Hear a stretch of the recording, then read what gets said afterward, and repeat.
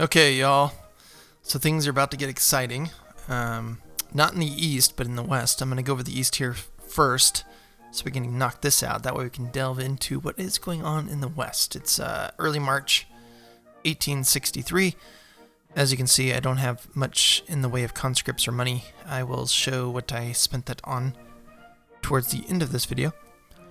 AP Hill was not able to make it up to this location, Augusta, Virginia, like I had anticipated. That's because there's a harsh weather thing going on right now. But he'll be there in 4 days, and you can see he's going to join up with this force. And that's what he has. So I'll be able to get a pretty robust division out of this.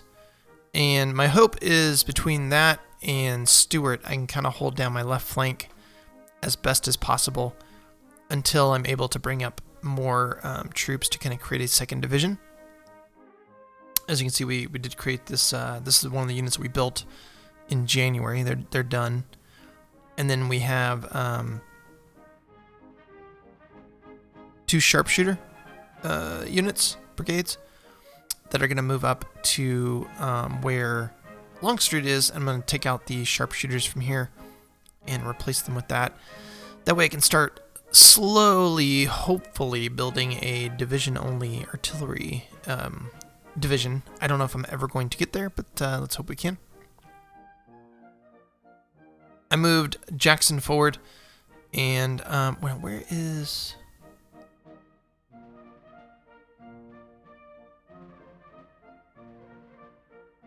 I'm looking for my spy. I don't know where she went.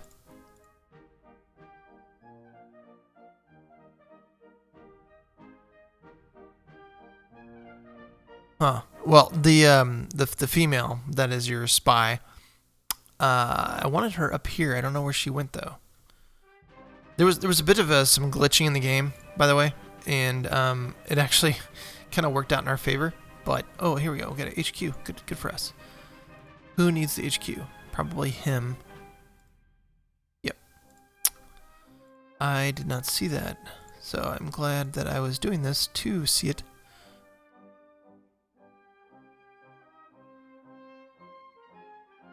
So because he's off the rail line, I can't deploy him through the redeployment. And then what I'll do is I'll use a medical guy and put him with the APL. Anyways, I'm gonna have to find her, but I want her up here with Jackson. That way I can get intel in the Shenandoah Valley as well as what's going on here in Manassas. What I'm gonna do is I'm moving my artillery guy, Alexander, back to Claiborne's Corps this turn.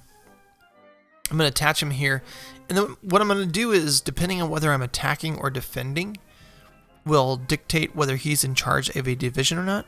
So right now I have Ewell, who's a 441, but you know I only want him in command of a division if I'm attacking. So I'm gonna put Alexander in charge of that particular division until I decide to attack, and then I'll switch it out. 3 divisions here under Longstreet, and then Jackson, who we move forward. I'm gonna move Evans back to AP Hill and have him in charge of the division under AP Hill. And I'm moving Stuart, who's a 3 defense, and then a engineer up to where Jackson's at to get some dig-in bonus here as quickly as possible. He moved his cavalry out of here. I don't think there was an engagement. I'll look in a moment. So I'm moving him back across the river. And then as far as things in the east, that's about it. So here's what he did over in Kentucky. So I knew he was going to do something. I didn't know what. The glitch, by the way, was... Remember last turn? Beauregard was supposed to move to Bowling Green? Well, he somehow ended up in Memphis. I have no explanation. But it actually worked out in our favor, so here's why. So he brought boats here, here, and here. It looks like in an attempt to kind of cut me off. He also moved down most of his force from Jefferson, Kentucky, Louisville. So he has 11,700 power here, which equates to 3 divisions under, looks like Buell, and then he has 4 corps? Yeah, 4 corps. So that is a very robust army, to say the least. And then he brought Meade down in my rear with some very good generals. He's got Meade, who's obviously a very good corps commander. Although he's only a 1-star, it's interesting. So he's got Meade, Hancock, and Schofield, who are all very good commanders. And he's making a move on Fort Donelson, because he's coming from Donelson Narrows, which is this waterway here. And he's moving toward Stewart, Tennessee, which is here, which is where Fort Donelson is. Now, I have a division here, so I'll be able to hold out for a little while. And he, for whatever reason, left the waterway open in terms of my rail line between Bowling Green and the rest of the West. So even though he has this naval fleet down here in between, well, kind of in between, I guess, Nashville and this area, he left this rail line wide open. So I toyed around with the idea for a while, kind of debating whether I wanted to try and hold Bowling Green, but the reality is my force is split in half right now. I've got Beauregard down here. Yeah, I could rail him up like I intended and have my corps kind of up here between Bowling Green and right behind it. But then I still have this 2,000 power force right in my rear. So I think what I'm going to do is I'm going to destroy my depot here at Bowling Green, which, you know, isn't minute. That is somewhat substantial. I'm going to tear up the rail line. I'm going to rail this corps, which is Johnson's corps. It's only 2 divisions. I'm going to send him across the river to this location just south of Fort Donelson. Additionally, I am bringing Beauregard with 3 divisions up to south of Donelson. So that's 5 divisions. I then have this kind of makeshift quarter of a division that I'm moving south of Donelson, but I'm also moving another, basically 3/4 of a division south of Donelson. So that's now 6 divisions. And then I have a 7th division coming up under Pickett that also has an elite brigade in it. And he is going to be south of Donelson. So, and then I also have Breckinridge, who is going to be south of Donelson. So my hope is he makes landing at Fort Donelson. It only takes me 1 day to rail from south of Fort Donelson to Fort Donelson. And my hope is that I will attack him with about 8 divisions, absolutely obliterate his 3 divisions with those very nice division commanders, and then I think the playing field will be a bit even in terms of his little 11,000 power force that's moving down slowly from Kentucky into Tennessee. I think that will go down nicely. Now, granted, Bowling Green is a strategic location, but I never intended to hold it indefinitely. Where I really want to make my stand is at Nashville. And if he, I pray that he makes landing at Fort Donelson, because if that happens, oh man, it's going to be epic. Now, I run the risk of him not landing at Fort Donelson and then being able to get away, while simultaneously me losing Bowling Green. Because let's be real, like, I'm not going to be able to probably get back here and defend it.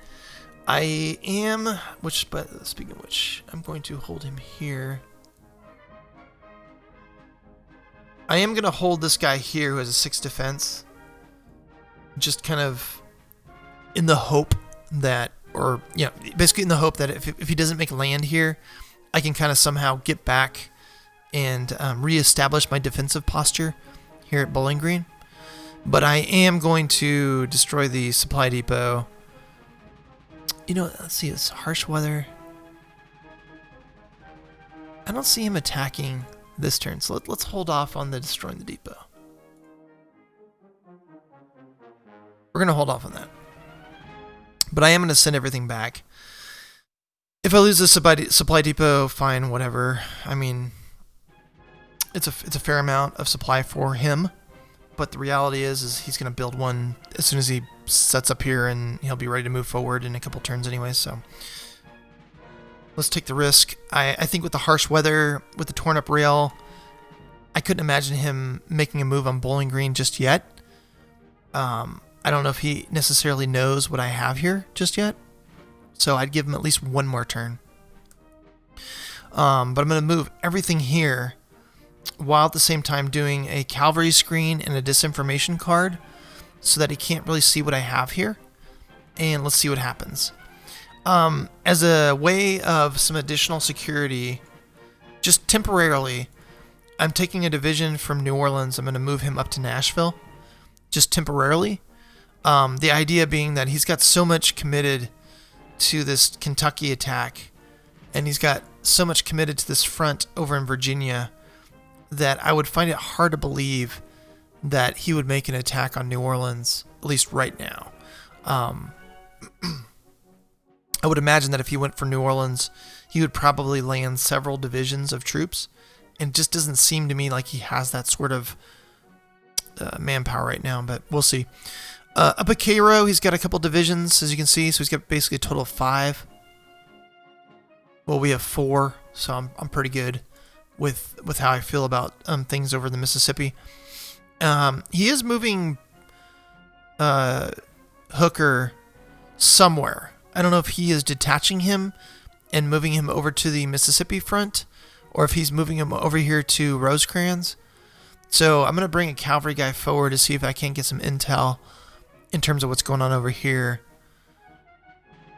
And then I basically, excuse me, I'm losing my voice, salvage what I could from Memphis, and I'm moving this guy south of Fort Donelson as well. So here's to hoping that he makes landfall like I anticipate he's going to do. I'm moving my fleet up to Paducah.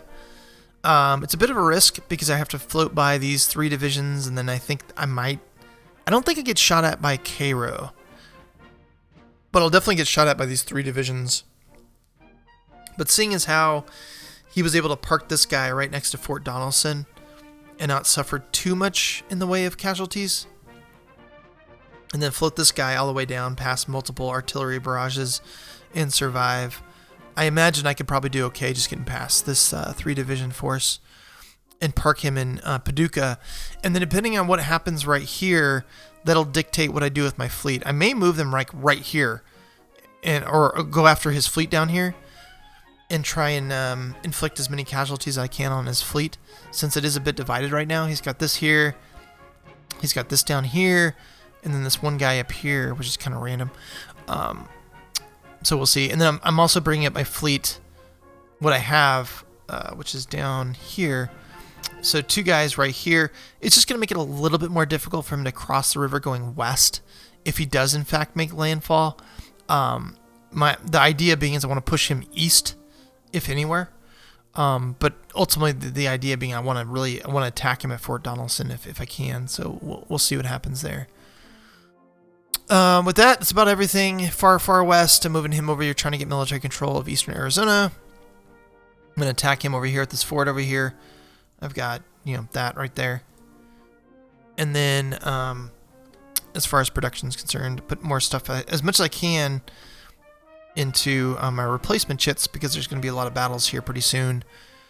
So I want to try and get this up as much as I can. Field artillery, it's down to 0, so I replenished that pretty considerably. Supply trains, replenished that. And then the build screen up here, not a whole lot new. And these guys I may have to scrap if they're not built by the next turn. They're being built in Bowling Green right now. So, and then I'm investing in my rail line. Again, as you can see with all those movements, we're down to 60. So it doesn't take much on the Confederacy side of things to burn through your rail pool.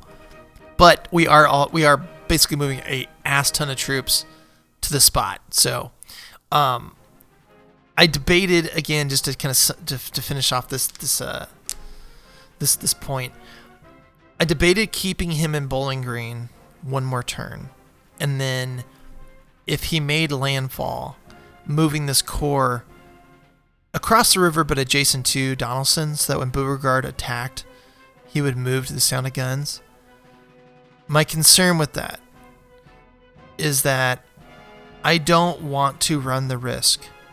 It's not worth it to run the risk of effectively getting 3 divisions stuck on the wrong side of the river because he's able to get his fleet and blockade my 3 divisions, basically to get just absolutely decimated by this massive army here. So I'm figuring I'm going to take the opportunity, since the gap is here, to get across, and then I lose Bowling Green, fine, whatever. The big battle, in my opinion, is going to be for Nashville. And if I can wipe out these 3 divisions, I feel pretty good about my chances about holding Nashville, at least, through 63. And then, if he takes Nashville in 63, fine. But if he takes it so late in 63 that he can't push any further south, I feel pretty good about that. I feel like I can do something with that in 64. So here's to hoping. So here's to see what happens next turn. Oh, and by the way, he did produce a bunch of partisans this turn as well. So he threw one guy here. I think he's going after these various locations where I'm actually building up those various arsenals, which is fine. So I've got a guy here protecting this area. I'm going to move some cavalry down with him to try and box him in. He threw some partisans here, so I'm going to go after him with my Indians on the rail line here. He's holding pat, so actually I'll put him on offense. And then he's trying to move down on Knoxville, but what he doesn't realize is I also have a force here in Knoxville under Mosby, because I plan on using this as a launching pad. So if he tries to make a move on Knoxville, I'll be able to wipe him out too. As you can see, he's trying to cross the river. But I'm pretty well postured for the partisans that he put down here, and we'll go from there. So, all right, thanks for watching. As always, if you find these videos interesting, subscribe. It helps other people find these videos.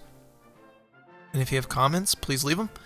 We do our best to review all comments made and respond to them in kind. So, thank you. Bad news, he didn't actually land in Fort Donelson, but we'll get to that in a moment. Let's cover what's going on over the Eastern Theater, and we will go from there. So as you can see, the terrain is still harsh weather, snow, that sort of thing. I'm still debating being a little ambitious here and perhaps going after this force down here in the Shenandoah. He's only got 3 divisions. I know he's backed up by some forces here, but it's not all that big. I want to say it's maybe 2 or 3 divisions at most, under some pretty crappy generals. So I'm still debating taking Jackson, kind of loading up his corps with maybe 2 more divisions and crossing over to this area here and then attacking south. Now the problem with that is it obviously opens me up to an attack from him, and this is really what's kind of stopping me at the moment. Is he's got Thomas, Reynolds, and Doubleday here, and then also Meagher, who also has a 3 attack. And obviously the size of his power there. I don't even know what's in Wallace or Whipple's corps, so I'm not sure what generals he has there. But needless to say, he's got a pretty large stack here. So I'm still mulling that idea over. It's part of the reason I like having Jackson up forward here. Is 1, he's in mountainous terrain, but then 2, I can cross this river and perhaps go after him. Not so much to reclaim the Shenandoah, but just to bleed him a bit. I haven't stated it in a while, so I'm going to restate it here. My overall objective in this entire game, so my strategic objective, is essentially to keep my armies in the field. So to defend, to win battles on defense, or at the least get stalemates, and then counterattack when possible to get a little bit of national morale, and then hopefully in 1864 there be a window of opportunity to move on DC and take DC. But the main objective is to keep my armies in the field. So The only concern that I have with regards to geography and cities is the ability to fund my armies. So keeping Richmond in play as long as possible, obviously, because it's worth a lot of money and it produces a lot of supply and money for me per turn. Keeping New Orleans, in my realm in my sphere of influence for as long as possible because it produces a lot of supply and a lot of money per turn. But all of that is to ultimately keep my armies in the field. I feel like if I can make it to 66 with my armies in the field, I will win this game. Now, granted, the dynamics of the game in terms of win and lose is either national morale victory or a victory point victory. But, I kind of feel like if we're playing this historically, then a win for the Confederacy is forcing the Union to agree to terms. And in this game, that is accomplished by surviving until 1866. So, take it out for what it's will. Perhaps by the time we get to the end of this game, if we make it to 1866 and he has more victory points, if you want to consider that a win for him, I can totally get that. But for me, I will consider that a win for me because, it is hard in this game against another human player to survive all the way through 1866 as the Confederacy. So, anyways, long story short, strategic objective is to keep my armies in the field. I'm not so concerned about territory. Only those cities that produce money for me, and obviously that's just so that I can keep my armies in the field. And then, to kind of counterpunch where possible and bleed him where possible, and then perhaps in 1864 take DC, which you'll see a shift in strategy from me if we make it to 64, and I've been able to somewhat maintain the front that I have. I will probably shift a fair amount of my forces from the west to the east to make a push on DC possible. So, anyways, that was a very long dissertation, but I'm moving HQ over to Jackson because he doesn't have one. I want to say I've got 2 here. Yeah, I do. And then I've got Claiborne, who's got three divisions. Obviously, I'm not using Ewell yet because he's got a 4 attack, 1 defense, and Edward Alexander has a 2 defense. But I may end up moving Ewell over to Jackson and making him a division if I decide to attack in the Shenandoah. 3 divisions, John Bell Hood, Early, and Stewart, who is a 3-2, I believe. Or a 2-3, rather. Yeah, 2 attack, 3 defense. And then we got some movement going on over here, 3 divisions, but I'm moving my balloon up here to Jackson, so hopefully I can get eyes on what's going on with McClellan. I may even move a cavalry unit across the river here just to get more eyes on McClellan if the balloon is not enough. And then just kind of moving this stuff back to Richmond. Richmond's my hub for my reserve forces, and I'm just kind of shifting forces around as necessary. I'm going to round him out and make him a full, he's a full division, but I'm moving him up mainly because what I've discovered, and I haven't mentioned this before, if you notice over in the west, I'm training up my militia, which are 1 card and 1 chit units, so one of these little hashes. I hadn't really thought about it till recently. A card like this is far more likely to survive a battle than a 1, I guess, what is this, regiment, maybe? One regiment, 1 company card. And that's because, you're just going to suffer more casualties. So, this guy is far more likely to survive a battle than even this guy, because he has fewer all around.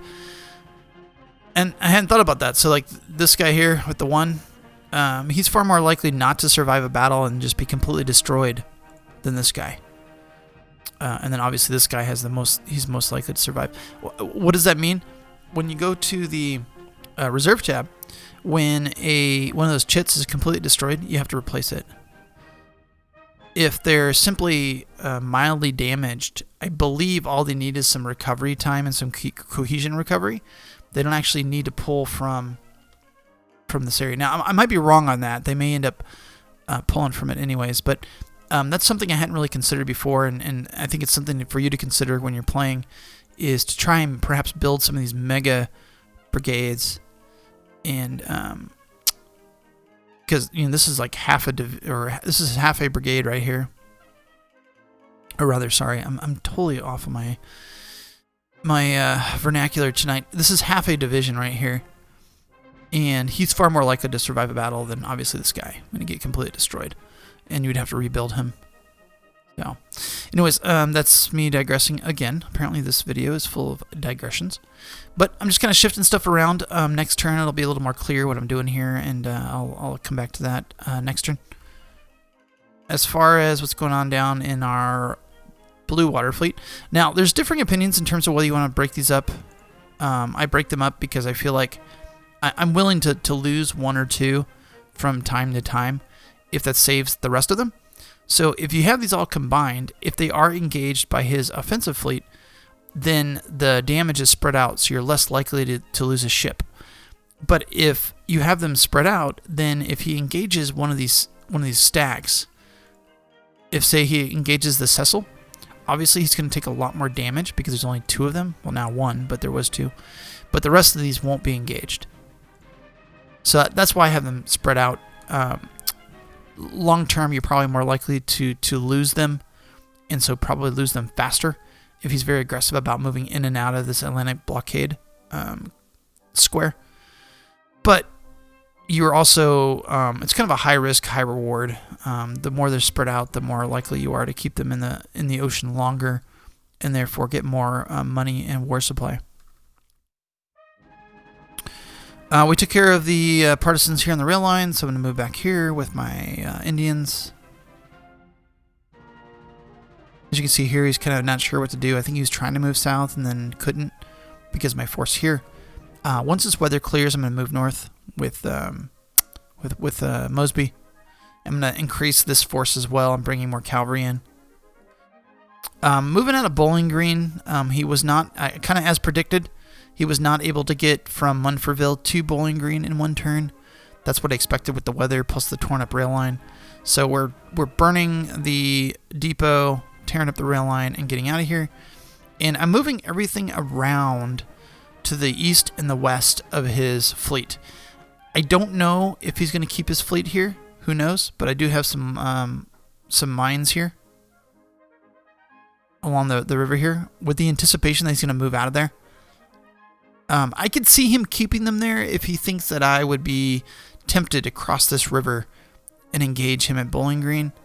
I won't, because one, the weather is harsh, and two, I'm outnumbered, and three, as I mentioned at the beginning of this video, that my goal is to keep armies in the field, and so I'm more likely to do that behind a river rather than attacking him, even if he doesn't have really an entrenchment bonus.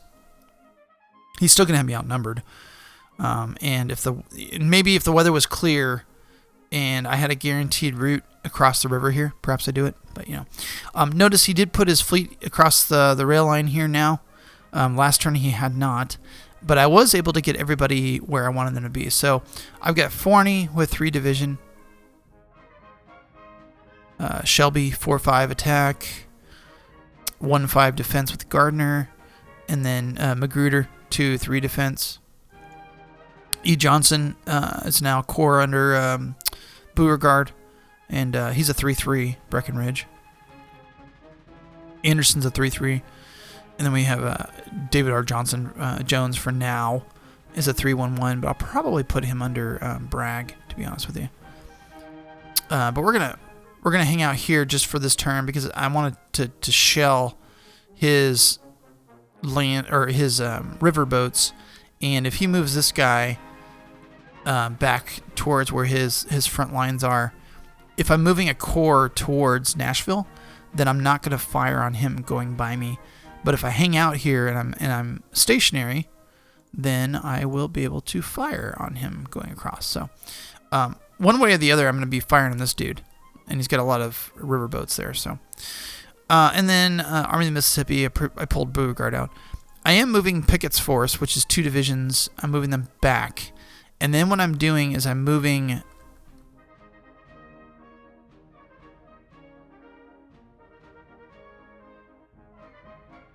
Magruder actually forward to attach him to this course. But I'm moving Polk here.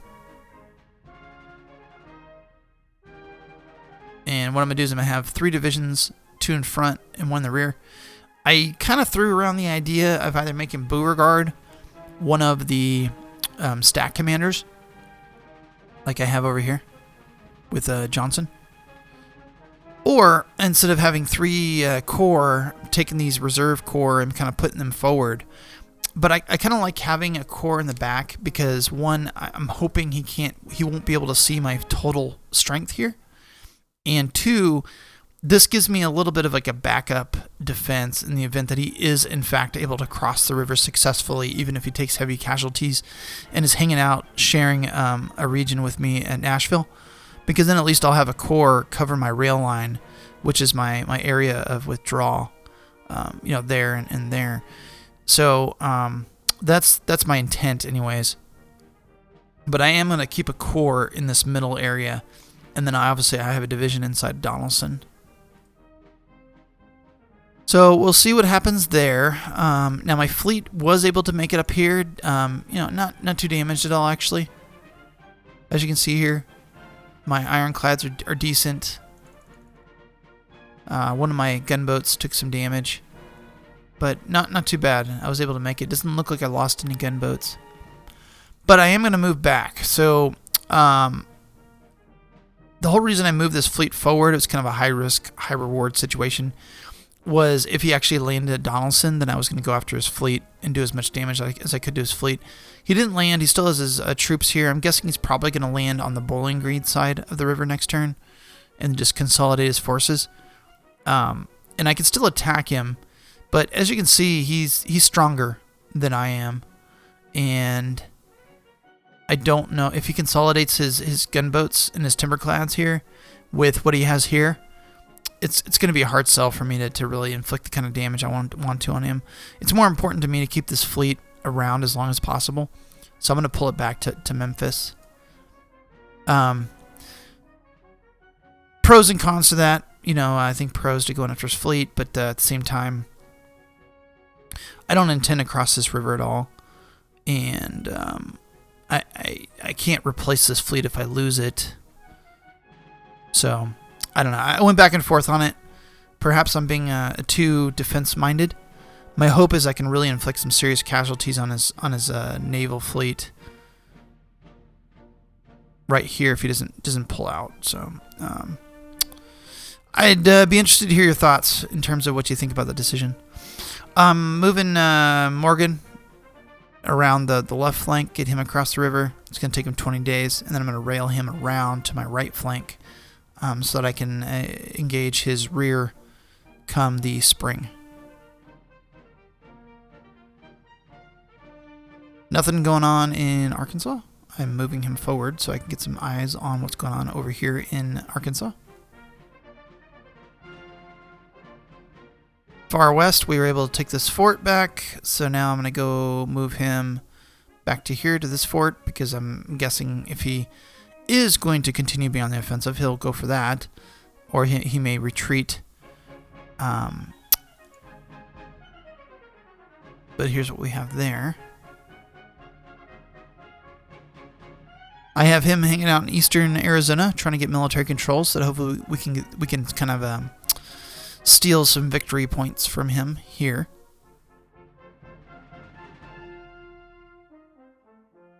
And I think that's all to report. I'm moving him over there to where the front is, over here. Taylor is recruiting up more troops as we speak. Oh, and sending him down to New Orleans to fill out that division down there, which is down here. So he'll be a full division next turn. And the other division I had down in New Orleans, that's the one thing I wanted to show you. I'm sending him up here. So I don't know with Meade if he is going to make a move on Paducah or not. I don't think he's going to be honest with you. But I'm going to move him up here just in case. Because I really don't want to lose Paducah. It's very important for me to hold this as long as I can. And I figure if he doesn't go after Paducah next turn, then I can just rail this guy around to my rear corps and fill him out anyways. so I'm not too concerned about that, but I'm moving him up there just for this turn to see kind of what his next plan is. As you can see, I'm not building much this turn, and then I'm just mostly putting in my replacements here, is where I put most of my resources.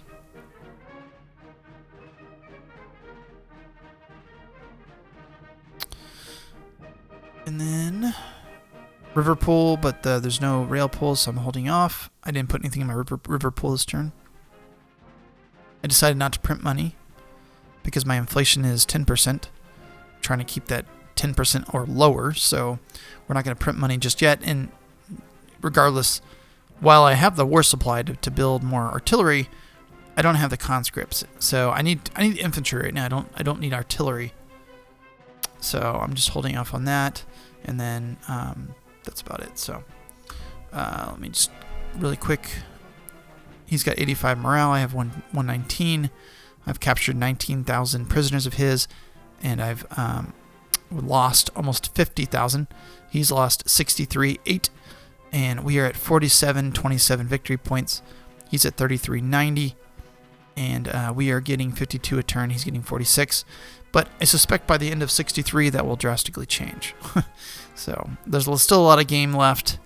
And if he's trying to win the game on victory points, which I told him I didn't really care how he assessed it, so he may think he may be thinking that a victory point win is the way to win this game, which that's fine.